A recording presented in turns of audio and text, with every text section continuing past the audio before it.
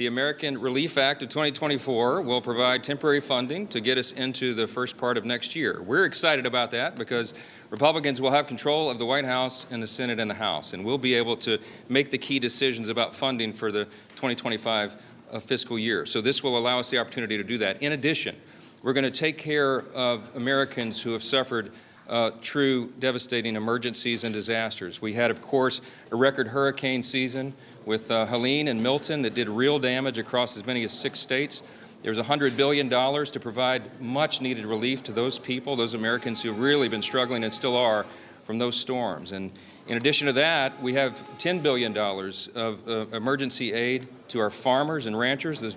Many of the small farms in America are on the verge of collapse, primarily because of Bidenomics and inflation, the high cost of inputs and fertilizer and seed and everything that they need to keep those farms going. And they've had 3 lost years in a row, some of it because of drought, a lot of it because of the economics of it, and it doesn't make sense for lenders to provide them funding anymore. And so this is a stopgap measure to save those farms, to save food production in America, to ensure that we have that diversity in the marketplace and our food supply is directly related to national security. So it's a very, very important thing for both parties to do to provide that aid. We also have a clean extension of the Farm Bill, a clean extension of health extenders that are necessary, and a couple of other details. Everything that I just told you was negotiated in a bipartisan fashion.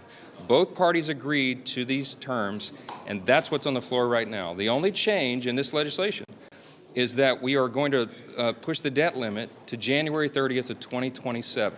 We will push it beyond that, or to that time point, and that will allow us to do the important work of governing in the new Congress. Why does that matter? Because we are committed to cutting hundreds of billions of dollars of wasteful spending out of the federal budget. That's what we're going to do. The DOGE effort with Elon Musk and Vivek Ramaswamy, the commitments that President Trump made on the campaign trail will come to fruition when we get about that very important work for the American people. The government is too big, it does too many things, and it does very few things well. We're going to cut and limit the size and scope of the government and get it under control for the American people. We have a mandate to do so.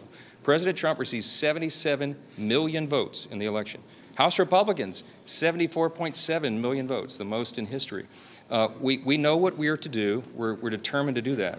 And even though this vote would push the debt limit to 2027, it in no way reflects any lack of enthusiasm on our part to get about those serious cuts for the American people. We have to have fiscal responsibility as a core principle of our party. So that's what the House Republicans are committed to, every single one of them. We will get together and do that work, and it begins in early January. I hope that this vote passes tonight. We will send it to the Senate.